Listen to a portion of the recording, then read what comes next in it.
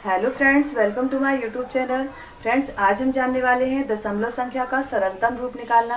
तो देखिए, जब भी कोई डिजिट आपको डेसिमल में दी जाती है तो सबसे पहले हमें उसे फ्रैक्शन में कन्वर्ट करना होता है।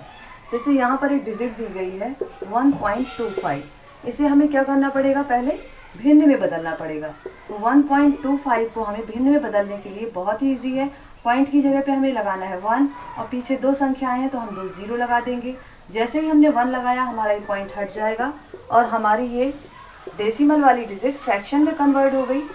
अब हमारा यहाँ आंसर आता है 125/100। ये भिन्न काफ़ी बड़ी है, इसका हमें सबसे छोटा रूप निकालना है, वह सबसे छोटा रूप जिसका गुणनखंड 1 हो। तो इस तरह की भिन्न निकालने के लिए हमें क्या करना पड़ेगा, बड़े से छोटे की ओर आना है।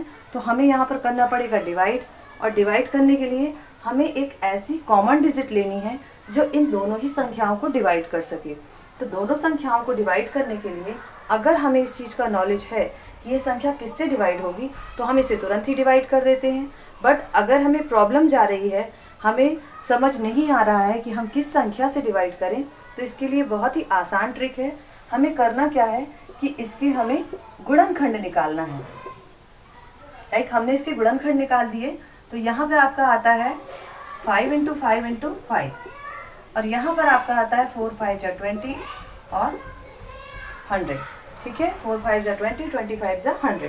ठीक है, अब यहाँ पर देखिए आपके कॉमन फैक्टर कितने बन रहे हैं। तो यहाँ पर आपके 2 कॉमन फैक्टर बन रहे हैं, मीन्स 5 × 5।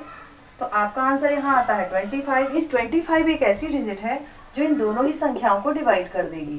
तो हम 25 से इसे डिवाइड करते हैं, तो ये इसे 5 टाइम में डिवाइड करती है और ये इसे 4 टाइम में डिवाइड करती है। अब यहाँ ध्यान देना है कि आपके जो कॉमन फैक्टर बने थे तो उससे हमें पता चला कि कौन सी संख्या इसे डिवाइड करेगी। बट जिसके कॉमन फैक्टर नहीं बने हैं वह संख्या आपका आंसर है। तो इससे हमें दोनों ही चीज़ें पता चल रही हैं कि कौन सी संख्या इसे डिवाइड करेगी और कौन सी संख्या इसका आंसर है। ओके, तो हम बहुत ही आसानी से इस ट्रिक से अपना आंसर भी चेक कर लेते हैं। हमें वह संख्या भी मिल जाती है जिससे ये दोनों ही संख्याएं डिवाइड हो जाएंगी। अब हम नेक्स्ट डिजिट लेते हैं यहाँ पर 0.14। इसका भी हम क्या करेंगे, फ्रैक्शन करेंगे।